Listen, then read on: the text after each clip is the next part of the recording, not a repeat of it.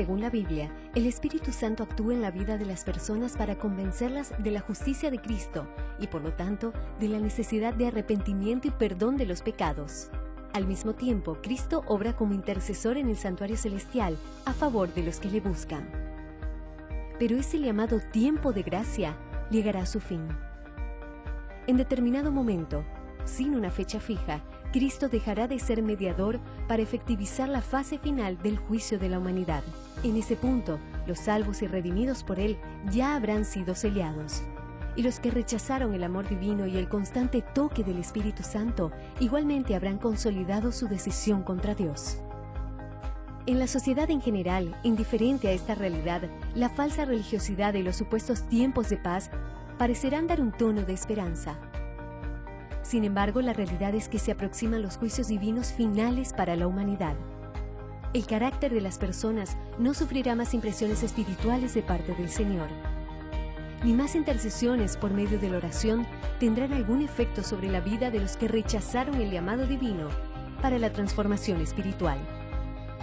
El fin del tiempo de gracia no es un acto de crueldad de Dios, sino de justicia con todos y coherencia con el propio carácter de un Dios equilibrado. Hoy vamos a ver el fin del tiempo de gracia.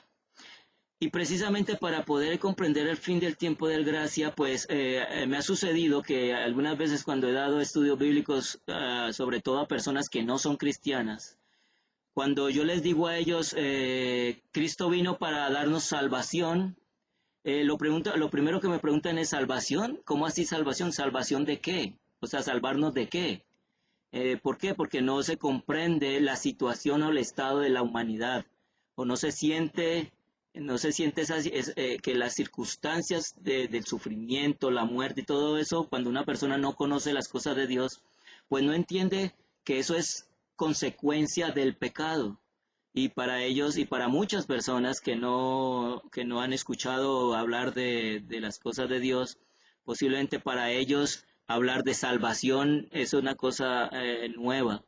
Pero nosotros sabemos que Cristo vino para salvarnos de la muerte por nuestros pecados, y por eso Él vino y murió. Hoy vamos a hablar del fin del tiempo de gracia, pero ¿qué es la gracia y de dónde viene la gracia y de qué se conforma la gracia? Vamos a ver la definición de gracia según el diccionario bíblico adventista. ¿Qué significa gracia? Ahora escuchen, gracia viene del hebreo yen y yesed, y en griego se dice charis. Esa es la palabra que se utiliza para gracia, pero en el término normal o sencillo de la palabra gracia significa lo que dice en la pantalla. Los términos originales significan favor o bondad, especialmente si no ha sido ganada ni merecida. En cierta forma, cuando nosotros hablamos de gracia, nosotros tenemos muchas o varias definiciones acerca de gracia. Por ejemplo, hay textos bíblicos donde dice que tuvieron gracia delante de Dios, o que Dios vio a algunos de los personajes bíblicos con gracia, o sea, que los vio con bondad. En el Antiguo Testamento, cuando hablamos de gracia, más que todos, se utiliza esa palabra hebrea cuando se habla de misericordia, o sea que la palabra gracia también se puede traducir o significa misericordia. Entonces, muchas veces algunas personas, sobre todo los hermanos evangélicos, piensan que la gracia vino solamente a partir del Nuevo Testamento con Cristo, pero la gracia viene desde el principio, o sea, la gracia está en el Antiguo Testamento también, pero la podemos encontrar expresada más que todo en la forma de misericordia. Esa es la forma como se utiliza en el Antiguo Testamento. Ahora, el concepto de gracia como gracia de salvación viene en el Nuevo Testamento, ya se le da esa definición o ese concepto, y más que todo es Pablo quien lo enseña o quien lo trae a colación. Entonces vamos a leer en el comentario bíblico adventista acerca de gracia. Dice que el significado peculiar añadido al término gracia en el Nuevo Testamento y especialmente en los escritos de Pablo se refiere al abundante amor salvador de Dios para los pecadores según se revela en Jesucristo. Voy a volver a explicar esto. Significa que en el Nuevo Testamento se le añade un término más a la palabra gracia, que como vimos anteriormente, gracia significa solamente favor o bondad, pero en el Nuevo Testamento se refiere al abundante amor salvador de Dios para los pecadores según se revela en Jesucristo. Eso es lo que significa gracia.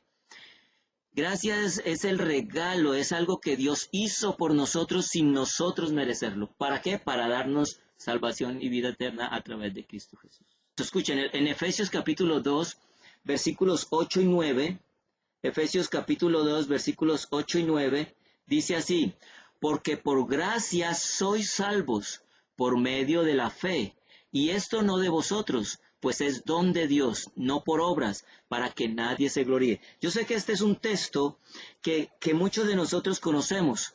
O sea, aquí está expresada en cierta forma el concepto claro de la gracia. La gracia es un regalo de Dios. Dice, por gracia sois salvos. O sea, que nosotros somos salvados por un regalo que Dios da. Dios dio a su Hijo como regalo para salvarnos. Pero dice que nosotros somos salvos por medio de ¿qué? De la fe. O sea, que la gracia y la fe van unidas. No puede haber gracia y fe separadas, porque no serviría de nada. Dios da la gracia, o sea, nos da la salvación por gracia, y nosotros debemos ejercer la fe, o sea, creer en lo que Él nos está ofreciendo. Y esto no de vosotros, o sea, la fe tampoco es de nosotros, la fe también viene de Dios. Dice, pues es don de Dios, el don de Dios es la fe, no por obras. Vamos a ver el siguiente texto que se encuentra en el diccionario bíblico que habla acerca de esto. Escuchen, dice, la gracia es la mano de Dios que baja a la tierra. Oiga bien, la gracia es la mano de Dios que baja a la tierra. Y la fe es la mano del hombre que se extiende hacia arriba para asir la de Dios. Si ven que tiene que haber estos dos conceptos, deben estar unidos. Si Dios ofrece la gracia, no va a servir de nada que Él ofrezca la gracia si nosotros por la fe no extendemos nuestra mano y nos aferramos a esa gracia. Por eso es que la palabra de Dios dice que es los que crean. Por eso dice, porque de tal manera amó Dios al mundo que ha dado a su Hijo unigénito para que todo aquel que crea no se pierda, mas tenga vida eterna, o sea, el que crea. Ahora, en Romanos capítulo 1 dice que yo no me avergüenzo del Evangelio porque es poder de Dios para todo aquel que cree. ¿Sí ven? O sea que entonces el Evangelio es lo mismo que la gracia la ofrece Dios, pero si nosotros no creemos y si nosotros no la aceptamos, no va a servir de nada. Sigue diciendo, escuchen lo que sigue diciendo aquí en este texto. Dice, la dinámica de la salvación es la gracia divina. Él ha establecido que su gracia esté disponible para todos los hombres de todas las nacionalidades y condiciones de vida de todos los tiempos, pero la fe es la que se apropia de ella. O sea, que la gracia fue dada para ¿quiénes? Para todos, o sea, para toda la humanidad, no es para unos pocos, es para todos.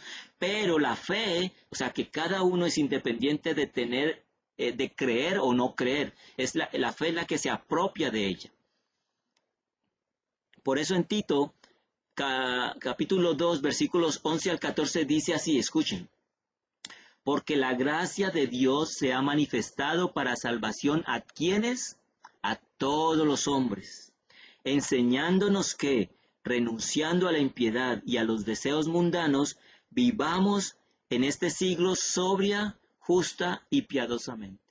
O sea que aquí está diciendo claramente en este texto lo mismo que leímos antes, que la salvación, que la gracia de Dios se ha manifestado para salvación de todos los hombres. Y también lo encontramos en Romanos capítulo 3, versículos 21 al 26. Dice así, pero ahora, aparte de la ley, se ha manifestado la justicia de Dios, testificada por la ley y por los profetas. La justicia de Dios por medio de la fe en Jesucristo, para todos los que creen en Él, porque no hay diferencia, sigue diciendo, por cuanto todos pecaron y están destituidos de la gloria de Dios, siendo justificados gratuitamente por su gracia, mediante la redención que es en Cristo Jesús, a quien Dios puso como propiciación por medio de la fe en su sangre, para manifestar su justicia a causa de haber pasado por alto en su paciencia, oiga bien, los pecados pasados, con la mira de manifestar en este tiempo su justicia, a fin de que Él sea el justo y el que justifica al que es de la fe de Jesús. Si ven entonces, hermanos, que entonces la gracia es un don gratuito que Dios ha dado para que todos los hombres sean salvos por medio de la fe, creyendo en Él.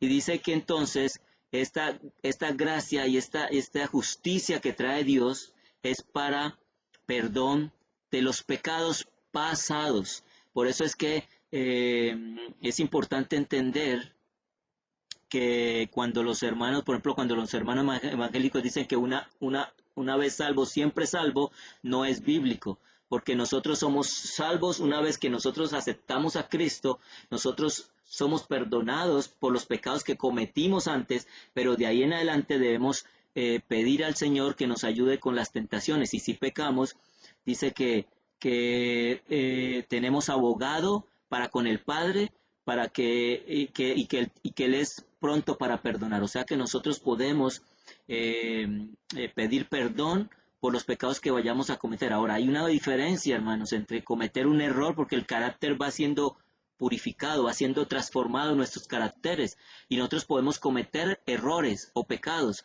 pero hay pecados que se acarician. O sea, cuando un pecado tú estás continuamente haciéndolo, continuamente cometiendo ese pecado tienes que confesarlo, arrepentirte y dejarlo. O sea, dejar ese pecado atrás y pedirle a Dios, pues, precisamente para que te ayude a vencer ese pecado. Sigue diciendo entonces, miren lo que dice también en el Diccionario Bíblico Adventista acerca de esto. Dice: por medio de la gracia, Dios llama a los hombres a su servicio. Gálatas 1:15, 16. Y es su operación la que influye sobre los hombres para que respondan al llamado de Dios. En Hechos 20:32. O sea que la gracia es la operación que ayuda a los hombres a que respondan al llamado de Dios. La gracia conduce a los hombres al arrepentimiento. Segunda de Timoteo 2:25. E imparte fe también, Romanos 12:3. Estos textos ustedes los pueden buscar, no los vamos a leer ahora porque se nos va a ir todo el tiempo en esto. Entonces, allí están los textos para que ustedes lo lean y los busquen. Sigue diciendo: fue traída a los hombres por medio de Jesucristo, Romanos 5:15, e imparte consolación y esperanza. Segunda de Tesalonicenses 2:16. Sigue diciendo: el trono de Dios no solo es un símbolo de juicio y de poder, sino también de gracia. Hebreos 4:16. Esto es algo que es importante tenerlo en cuenta. Escuchemos bien. Cuando nosotros hablamos de gracia, en la Biblia también se refiere a gracia con respecto al reino. Ustedes han escuchado que, por ejemplo, en Hebreos 4:16 dice el reino de gracia. Cuando Jesús estaba aquí en la tierra, Él dijo: arrepentíos porque el reino de los cielos se ha acercado.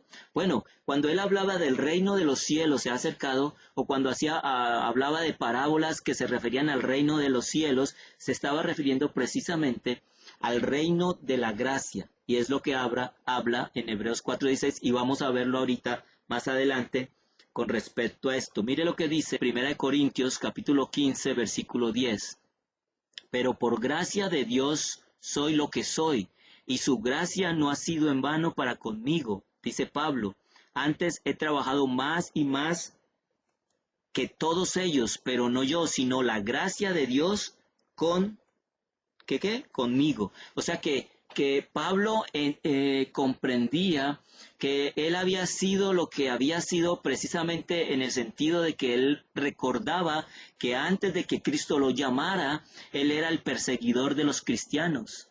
Y cuando Cristo lo llamó a su servicio, dice que fue por gracia de Dios solamente. O sea, que él vino a ser como un apóstol de Jesucristo por su gracia. Porque él en realidad no merecía nada de esto, porque más que nosotros, él perseguía y consentía en que mataran a los cristianos en esa época. Entonces, él reconoce que lo que él era fue por la gracia de Dios y por la gracia es que él continuaba haciendo lo que estaba haciendo. En Tito, capítulo 2, versículos 11 al 14 dice, aguardando la esperanza bienaventurada y la manifestación gloriosa de nuestro gran Dios y Salvador Jesucristo, quien se dio a sí mismo por nosotros para redimirnos de toda iniquidad y purificar para sí un pueblo propio, celoso de buenas obras. En cierta manera, la gracia también tiene que ver con el Evangelio que es, como dijimos al principio, poder de Dios para el poder de Dios para salvación a todo aquel que cree. Entonces, en este texto podemos ver que nosotros aguardamos esa esperanza. ¿Cuál es la esperanza? La esperanza que se manifieste Dios, nuestro Salvador, cuando venga en la segunda venida y que nos dé de una vez por todas la salvación. O sea, Él hizo ya todo, Él proveyó todo, pero nosotros estamos caminando en la vía que Él abrió, Él caminó para nosotros, para que nosotros podamos entonces tener salvación y vida eterna. Muy bien, vamos a ver ahora algo que es importante y tiene que ver con la terminación de la gracia. Muchas veces nosotros hemos escuchado o hemos leído, por ejemplo, en la Biblia acerca de la misericordia. Ya les dije a ustedes que el concepto de gracia en el Antiguo Testamento significaba misericordia. Y nosotros leemos en la Biblia, en muchas partes, donde Dios nos dice que su misericordia es para siempre. ¿Cierto que sí? Su misericordia es para siempre. Eso tiene un sentido. No necesariamente Dios va a perdonar por toda la eternidad a los que hagan maldad o a los que cometan pecado.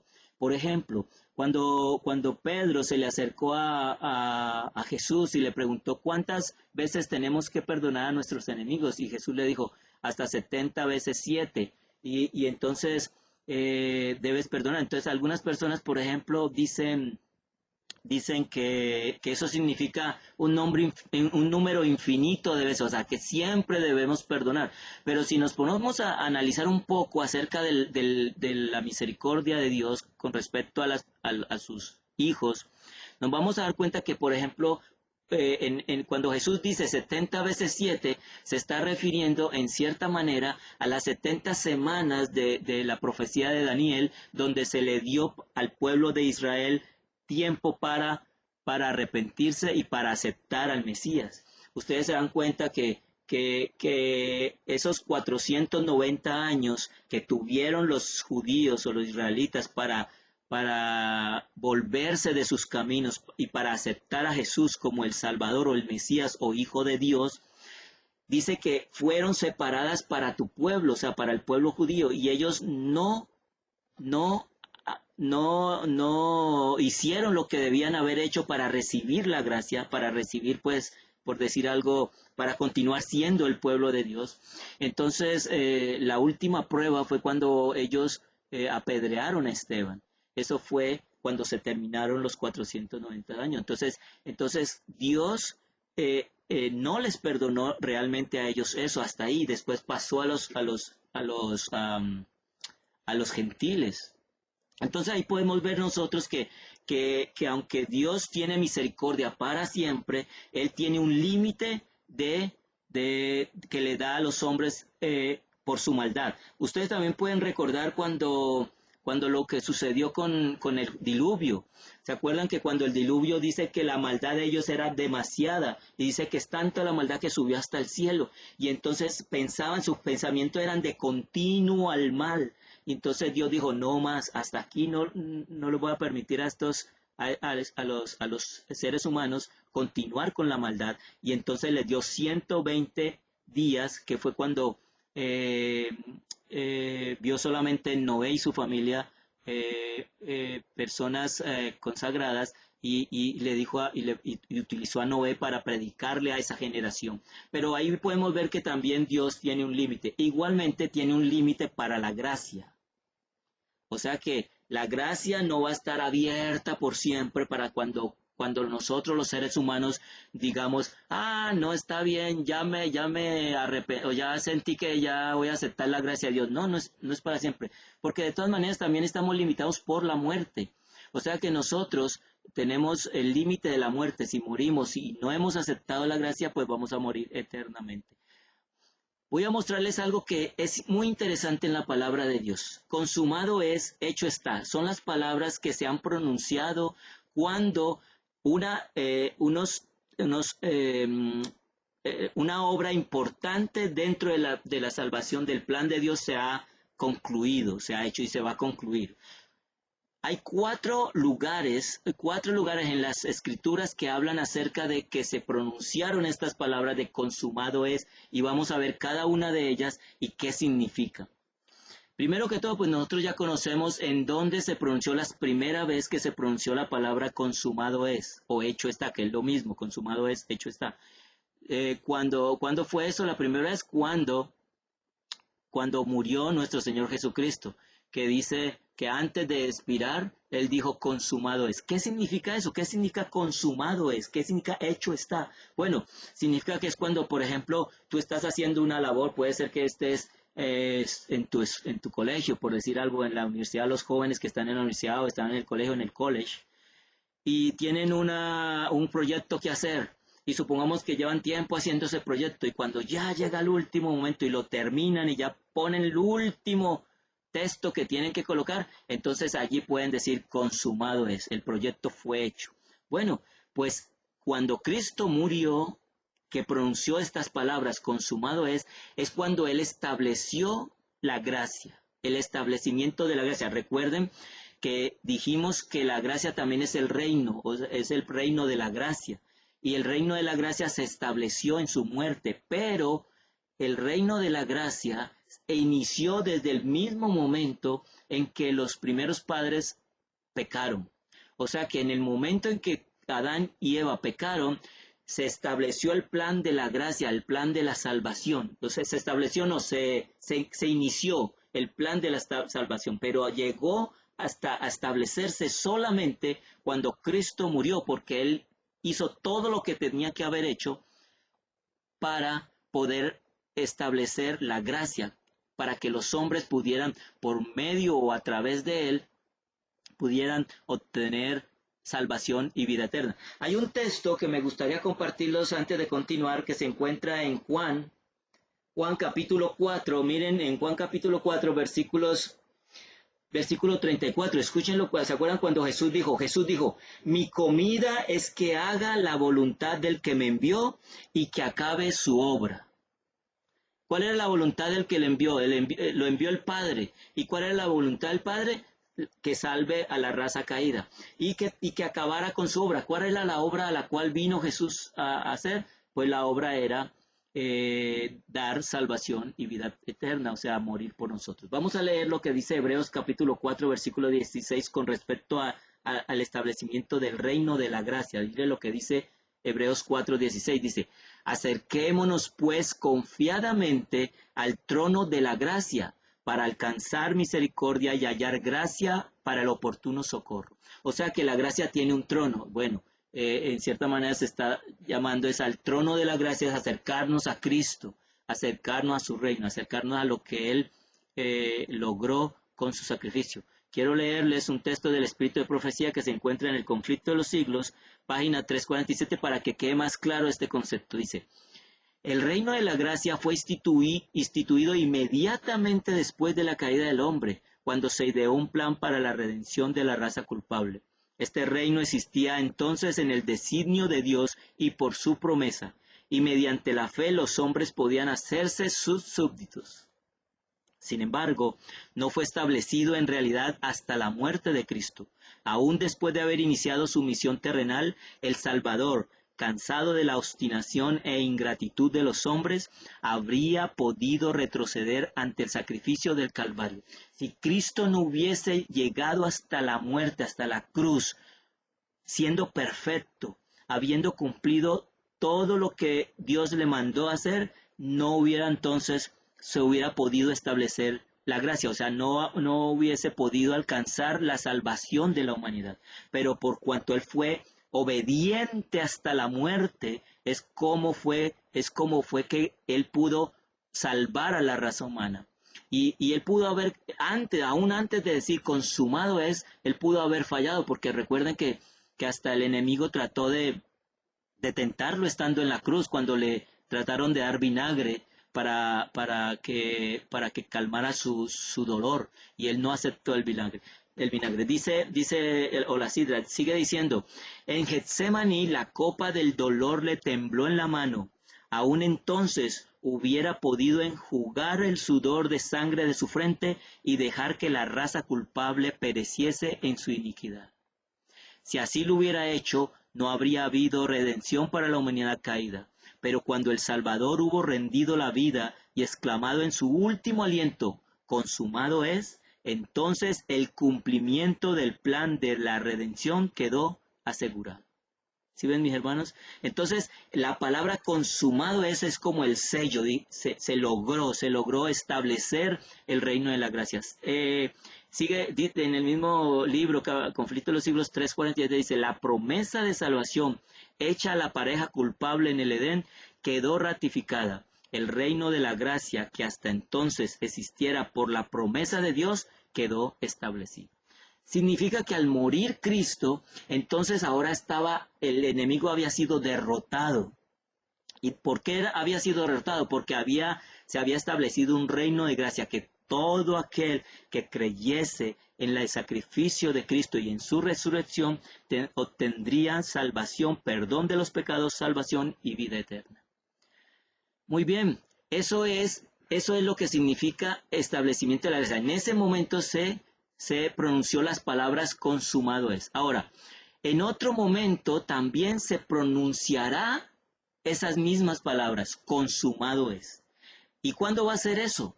Bueno, eso va a suceder cuando se termine el ministerio de Cristo en el lugar santísimo. En este momento Cristo está todavía intercediendo por nuestros pecados. Está haciendo una obra de expiación por los pecados de la humanidad, de los hijos de Dios. Y de los que se arrepintieron y murieron en la gracia. Pero ese ministerio que está haciendo Cristo va también a concluir en algún momento, en el tiempo como les había comentado en los eventos que vimos después del sellamiento, en el momento en que sean sellados los hijos de Dios en el tiempo del fin, el tiempo de gracia se acabará. Pero no olvidemos que cada uno tiene un tiempo de gracia para aceptar. O sea, un tiempo de gracia para aceptar a Cristo, que es el tiempo en que esté vivo. Mientras nosotros tengamos vida, tenemos todavía la puerta de la gracia abierta para nosotros aceptar a Cristo y su sacrificio y poder obtener salvación y vida eterna. Pero si morimos y no lo hemos hecho, allí será nuestro fin del tiempo de gracia. Ahora, el fin del tiempo de gracia, que es el profético, es cuando se van a pronunciar nuevamente las palabras hecho está o consumado es. En Daniel capítulo 2, versículo 1, que es el texto que leímos, habla acerca de ese momento. Dice, en aquel tiempo se levantará Miguel. Ya sabemos, no lo vamos a explicar ahora, pero estudiando varios textos de la Biblia sabemos que Miguel es Jesús. Y dice, cuando en aquel tiempo se levantará. ¿Qué significa levantarse? Bueno, Jesús se va a levantar de la labor que está haciendo en el lugar santísimo. Se levantará para ya terminar su obra de expiación y también su obra de intercesión en el lugar santísimo. Dice, el gran príncipe que está de parte de los hijos de tu pueblo, y será tiempo de angustia. Ahí lo estamos viendo, en el momento en que se acabe el tiempo de gracia, entonces es cuando va a iniciarse la gran tribulación, o es donde empieza lo que dijimos el miércoles pasado, el decreto de muerte, donde se dará el decreto de muerte y empieza la gran tribulación. Por eso es que aquí dice que cuando Miguel, el gran príncipe que está delante de los hijos de Dios, se levanta, dice que será tiempo de angustia cual nunca fue desde el que hubo gente hasta entonces. Pero hay una gran esperanza, dice, pero en aquel tiempo será libertado tu pueblo, todos los que se hallen escritos en el libro de la vida. Una cosa interesante que vemos aquí es que después, en el tiempo de angustia, el pueblo de Dios va a ser liberado o libertado. Precisamente libertado de ese tiempo que va a venir. Pero vamos a darnos cuenta más adelante que en ese tiempo, cuando el pueblo va a ser libertado, también se va a pronunciar las palabras consumado es o hecho está. Sí, vamos a leer lo que dice en Apocalipsis 8.5.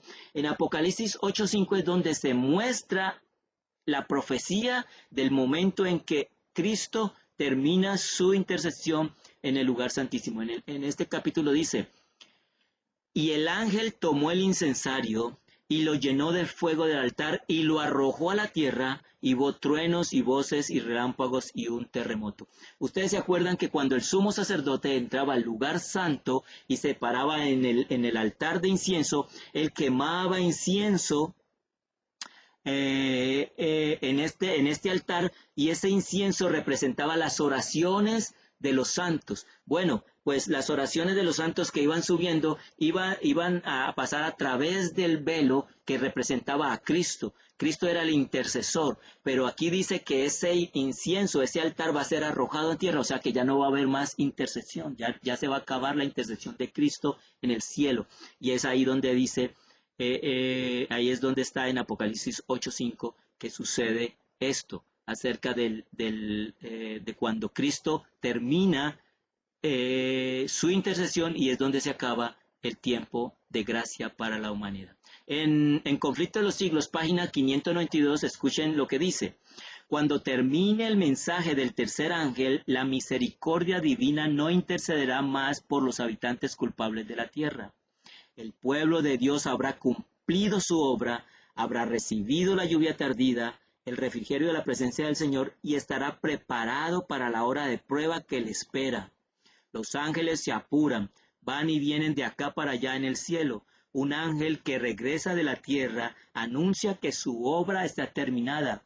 El mundo ha sido sometido a la prueba final, y todos los que han resultado fieles a los preceptos divinos han recibido ¿qué cosa? El sello del Dios vivo. Este ángel es el ángel sellador. Él es el que ha sellado a los hijos fieles del tiempo del fin, y vuelve a Cristo, vuelve al cielo para anunciar que terminó la obra del sellamiento. Sigue diciendo: entonces Jesús dejará de interceder en el santuario celestial, levantará sus manos y con gran voz dirá: hecho es, o hecho está.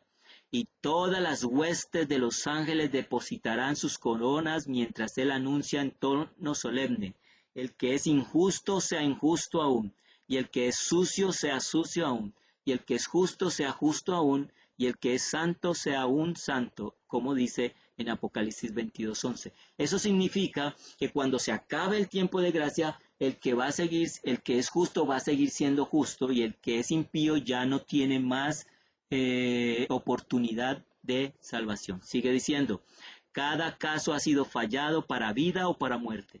Cristo ha hecho propiciación por su pueblo y borrado sus pecados. El número de sus súbditos está completo, lo que hablamos en el miércoles pasado en el tema anterior. Dice: el reino y el señorío y la majestad de los reinos debajo de todo el cielo van a ser dados a los herederos de la salvación, y Jesús va a reinar como Rey de Reyes y Señor de Señores. Sigue diciendo.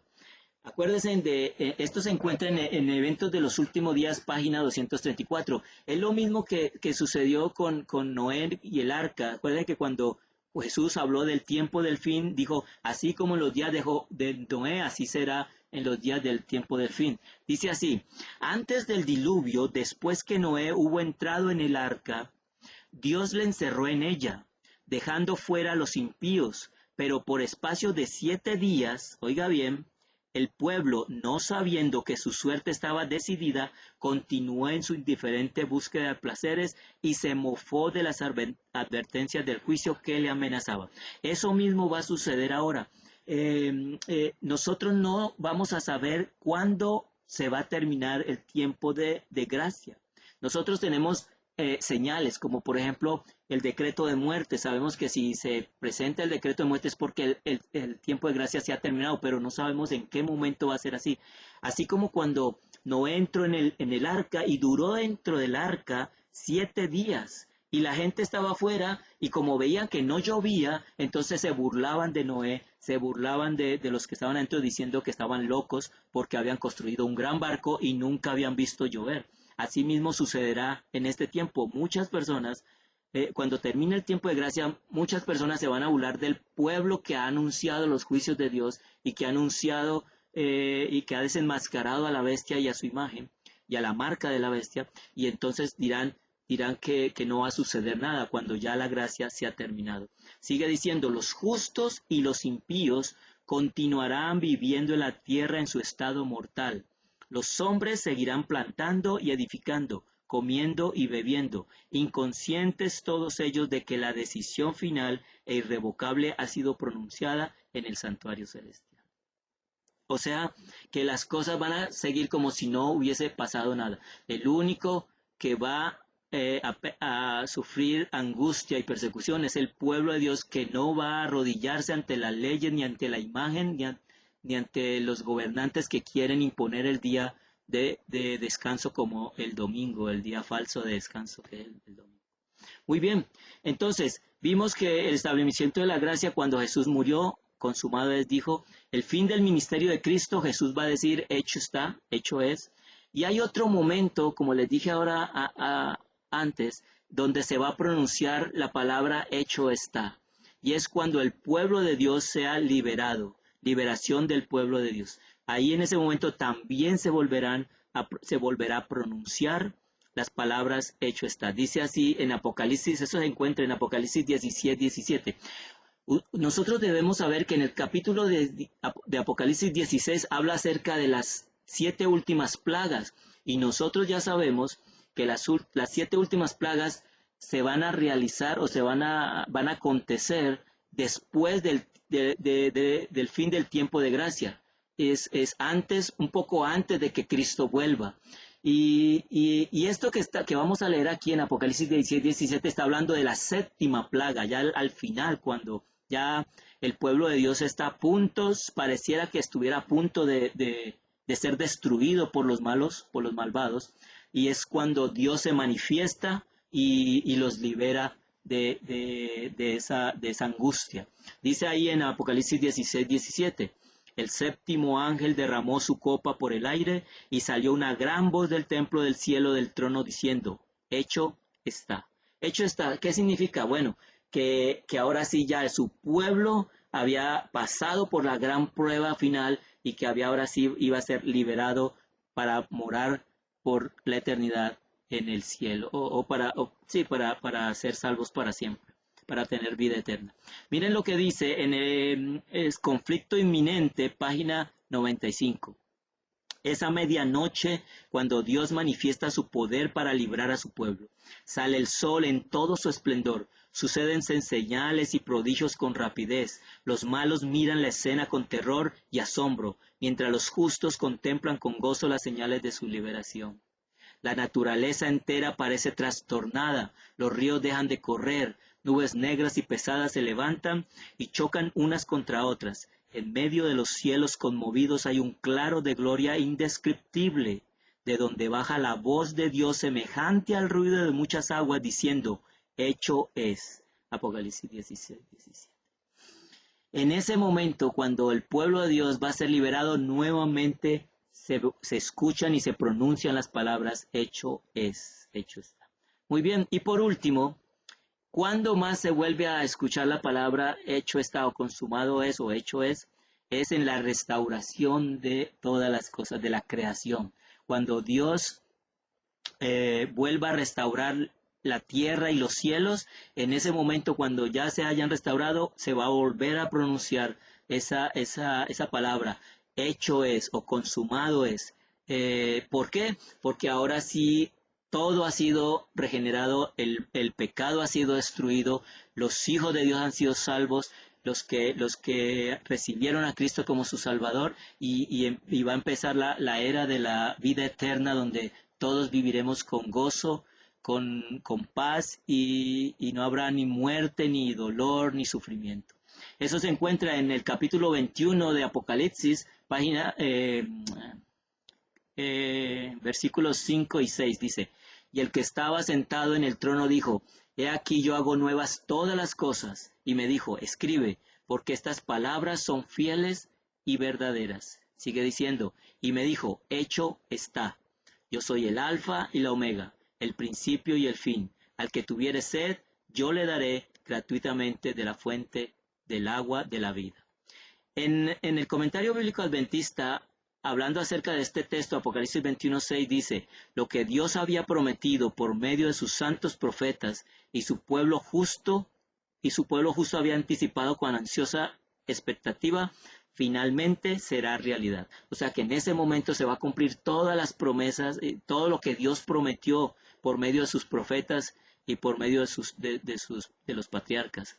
Y sigue diciendo, la visión anticipada que se le dio a Juan es una garantía de la realización final que todavía debe efectuarse.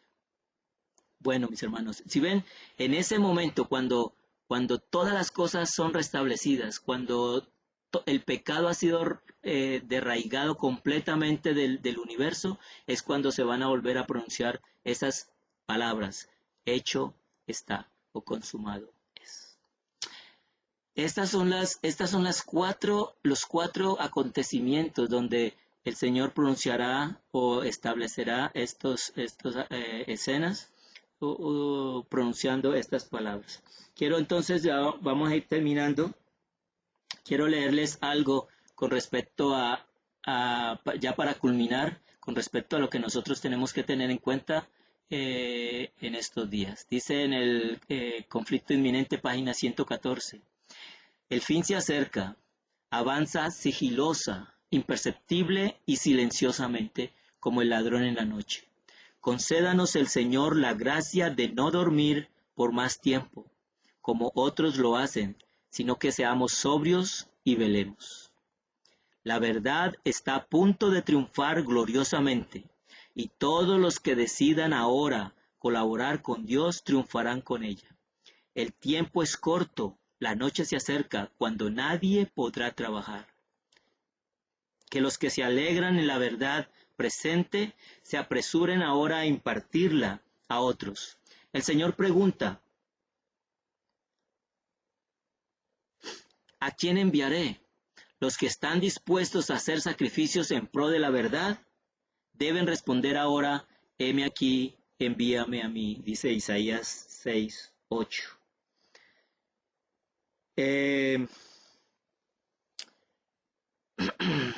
Yo sé, hermanos, que posiblemente no hay muchas personas que se puedan interesar en temas como estos, pero yo sé que si el Señor los dejó en su palabra es porque eran de gran importancia, y sobre todo si Él tenía el plan y ha tenido el plan en todas las edades de la humanidad, a levantar a sus profetas y levantar a su pueblo para dar unos mensajes especiales para cada tiempo. Estos mensajes que nosotros hemos visto en este tiempo son los mensajes que Dios envió a la humanidad para esta época. O sea, son los mensajes necesarios que nosotros debemos estar teniendo presentes. ¿Por qué? Porque van a haber muchas cosas que van a querer opacar estas verdades, porque son verdades que van a suceder, son cosas que van a suceder, pero que si nosotros no sabemos de antemano y las tenemos presentes, podemos pasar desapercibidas estas cosas y entretenernos de pronto en otras que no van a ser importantes. Quiero que escuchen lo que vamos a leer aquí en adelante, porque estas palabras que vamos a leer son palabras que Dios nos está hablando a nuestras vidas y a nuestros corazones para tenerlas presentes en este tiempo. Escuchen, dice el deseado de todas las gentes, página 731. La voz que clamó desde la cruz, consumado es, fue oída entre los muertos, atravesó las paredes de los sepulcros y ordenó a los que dormían que se levantasen. Así sucederá cuando la voz de Cristo sea oída desde el cielo. Esa voz penetrará en las tumbas y abrirá los sepulcros, y los muertos en Cristo resucitarán. En ocasión de la resurrección de Cristo, unas pocas tumbas fueron abiertas, pero en su segunda venida, todos los preciosos muertos oirán su voz y surgirán a una vida gloriosa e inmortal. El mismo poder que resucitó a Cristo de los muertos resucitará su iglesia y la glorificará con él, por encima de todos los principados y potestades, por encima de todo nombre que se nombra, no solamente en este mundo, sino también en el mundo venidero. El deseo de nuestros corazones es que nosotros podamos ser uno de aquellos que escuchen esa voz cuando se pronuncie. Cuando se diga hecho está o consumado es, nosotros seamos uno de su pueblo, que podamos escucharlo, y si estamos vivos cuando Él esté viniendo, podamos estar en pie cuando Él se manifieste en la nube de los cielos. Y si hemos de morir, entonces quedamos levantados por esa voz y podamos recibir la promesa que Dios nos ha dado. Por último dice en Juan 10:10, yo he venido para que tengan vida y para que la tengan en abundancia. Ese fue el plan de Dios desde el inicio de la creación del mundo. El que todos los que creyesen y hiciesen lo que Él dice, tengan vida, pero que la tengan en abundancia. Y no solamente nos está diciendo que vamos a tener vida en la vida eterna, sino que aun cuando estemos aquí, estando aquí ahora nosotros, si nos apropiamos de esa promesa, nosotros aquí en la tierra vamos a poder también tener vida en abundancia. ¿Qué significa esa vida en abundancia? Significa que vamos a tener paz, tranquilidad, seguridad, aún en medio de un mundo que se envuelve en dificultades, en un mundo donde se envuelve en violencia y en temor. Los hijos de Dios que andan con Él y confían en Él podrán tener vida y la podrán tener en abundancia. Que Dios te bendiga, mi hermano.